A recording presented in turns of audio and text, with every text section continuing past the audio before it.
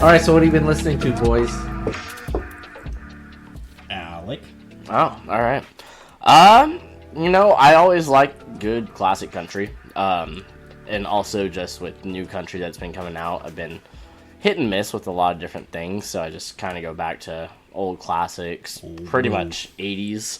Been listening to a lot of Clint Black. One of the newer people I like, his name's Aaron Anderson. So him, and then one of the newer ones, Cody Jinks. I really like a couple of their songs.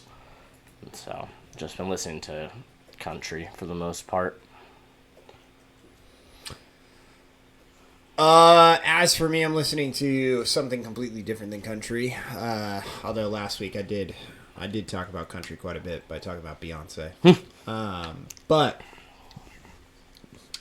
this week, gonna give a shout out to another band. I'm not huge in this band. My wife likes them a lot. I think they are really talented musicians, and I think that they would be a great show to go and see. And it's AJR. My wife likes to listen to it, so on Sunday when we were driving over here, we were listening to AJR. They're a pop band, but their shows are a lot of fun. They do a lot of stuff with tech, where they record sounds, they alter it to make it sound like something completely different, then they add it into their songs, and are able to make really nice pop beats from it that are catchy, and a lot of people like it. Audrey really likes their newest album. I like The World's Smallest Violin. I think that one's a lot of fun to just kind of sing along to and all that kind of stuff. So, Way Less Sad, Bang. I'm trying to think of what the other ones are that are really popular by them. Yes, I'm a Mess. Yes, I'm a Mess. That's from the new one. Burn the House Down. I was like, that's the one that I was trying to think of. So, lots of fun. Really poppy, but I like their music. So, kind of more house music, or is house music the term, or If you're talking like it's like electronic tech house, yeah, it would probably be Swedish like House Mafia? It's kind of like or Swedish House EDM. Mafia. I'm guessing. I don't feel like it's EDM enough, but I'll listen to it. I was like, Capital Cities? kind of like Capital Cities. Yeah, it's kind of like Capital Cities. Old Capital Cities. That would probably be pretty it's good. fairly similar, but also like Swedish House Mafia too. Like, what was Swedish House Mafia's big song when we were growing up? There was a big... Didn't they do Apologize or something? Or Yeah. Okay. Yeah, it's kind of like that. So, poppy house music. There you go.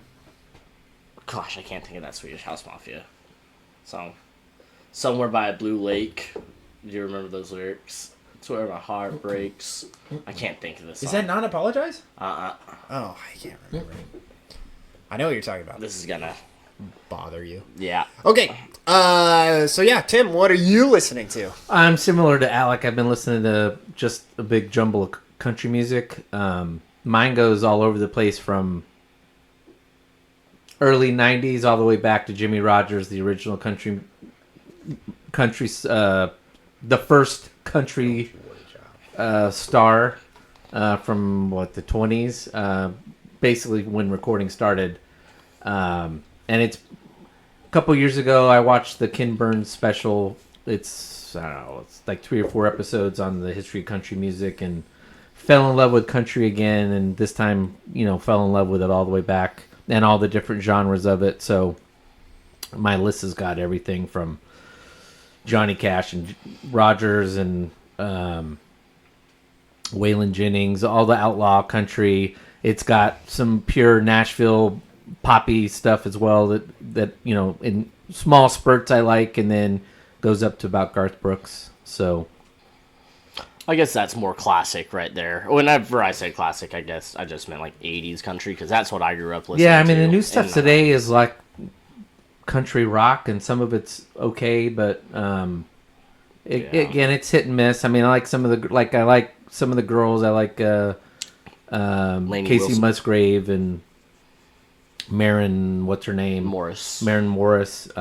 Casey Musgraves was actually her display was what they had taking up the first floor, most of the first floor at the Country Music Hall of Fame when we were there, which they've always got like a rotating thing, and it was her that was taking up that rotating guest star. So they had like all her outfits and all kinds of different things about how she became a star. I didn't even know who she was until we were there. My wife and I were both like, "Wow, we're out of it with country music. I don't even know who this girl is." So, anyway, we had that on this weekend. Had it around on the car in the truck when I was driving around, and then when we were by the pool on Sunday, I had that playing as well. So, I don't know. It's just weird. Like, new country is hit and miss, like I was saying before. Like, you can rely on the classics, but then it's just, like you were saying, the rock part of the country, which is just... Or pop. It's just becoming so prominent that it becomes hard to listen to. yeah. Especially when you grow up listening to that... not the real stuff, but more...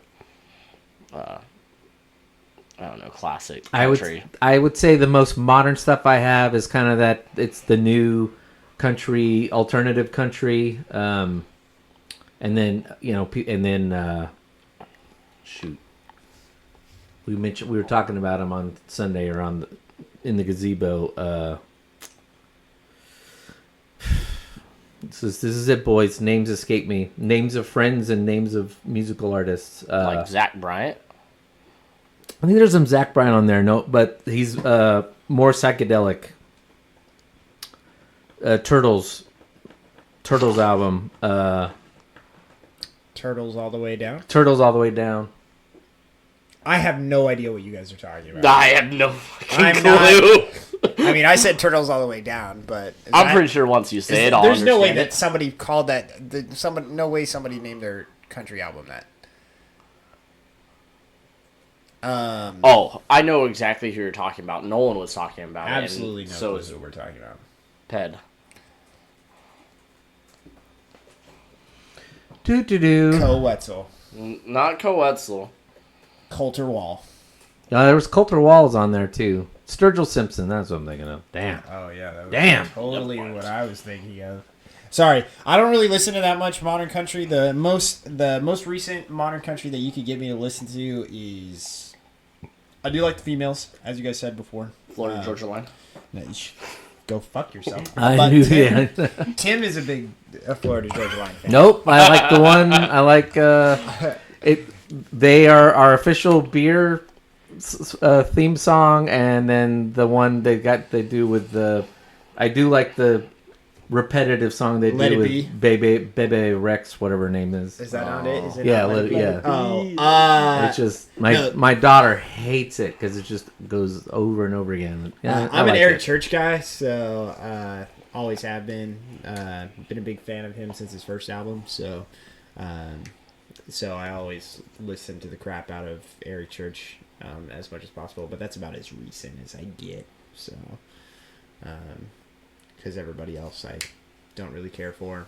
I don't listen to country radio. No. I was like, I'll say this to anybody's face. If you listen to Zach Bryan, I'm sorry, you're 10 years behind your train there. The Lumineers was out 10 years ago. Because that's... Wow, you're listening to a really good Lumineers song there, man. Just with a little country twang in it. And they're like, no, this is original. I'm like, yeah. Guess what? They were doing it 10 years ago. But like I said, I have said this before, and I've talked about it. I think I mentioned that I listened to the Lumineers on this podcast before, where, it kind of went through that phase where alternative, or I don't call it alternative, we called it indie back in the early 2000s, or in 2010s, early 2010s, when that kind of movement was taking over, where that was Mumford & Sons peak. That was the Lumineers peak. There was a lot of music that was coming out that was really going back to that acoustic sound setting. And then apparently out of nowhere, country decided, we want to be acoustic again. So Morgan Wallen, who got arrested. Yeah. So there's a bunch of artists that are just... What a dumbass. Don't put a chair around him anymore. I just think that it's funny that... I think that was at Luke, the It was opening... at Eric Church's. It was the opening of Eric Church's Is that Chief? No, I thought it opened like a month ago. I heard it was the opening night of that Oh thing. yeah, and he was up on the top, But up on the top floor, regardless, and then just threw a chair down. And what kind of luck do you have to make it land right next to Cop? So it just adds to the charge. Like after saying the N-word on a recording 2 years before. Well, if it was NASCAR, he just would be penalized for a year. So that's all it is. yeah. Get a bigger bigger contract, record contract. Yeah, and then you come back the year after you're penalized and just win the whole damn show and be regarded as one of the greatest race car drivers of the time. So, anyways.